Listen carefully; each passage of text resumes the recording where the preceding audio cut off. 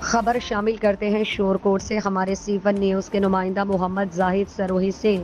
شور کوٹ تحصیل assessment board برائے معذور افراد کا انعقاد تحصیل ہیڈ کوارٹر اسپتال شور کوٹ میں ہوا، جس کی صدارت doctor Azhar Hasnain medical superintendent نے کی، جبکہ بورڈ کے دوسرے ممبران میں doctor Fahad Maqbool orthopaedic, doctor Afnan Hanif medical specialist, doctor Rahmat Ullah شیخ آئی اسپیشلسٹ، نمائندہ ٹیوٹا شور کوٹ عبد الکریم، رانا محمد اشفاق، خلیل الرحمان سوشل نیڈ آفیسر اور Sohail Arthur assistant director medical social services unit شور کوٹ نے شرکت کی۔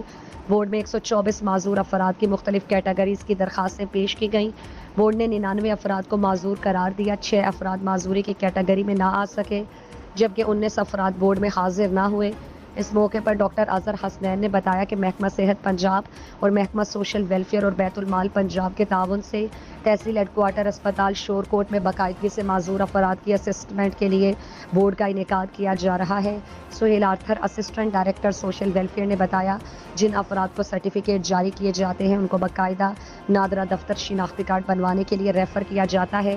سہیل آرتھر نے مزید بتایا کہ محکمہ سوشل ویلفیئر کی جانب سے خصوصی افراد کے لیے اسپیشل پرسن سرٹیفکیٹ کا اجرا disabled person management information system کے ذریعے کیا جا رہا ہے اور خصوصی افراد کی سہولت کے لیے آن لائن رجسٹریشن اور ڈیجیٹل اسپیشل پرسن سرٹیفکیٹ جاری کیے جا رہے ہیں، جس سے خصوصی افراد اور ان کے لواحقین گھر بیٹھے آن لائن رجسٹریشن اور سرٹیفکیٹ حاصل کر سکتے ہیں۔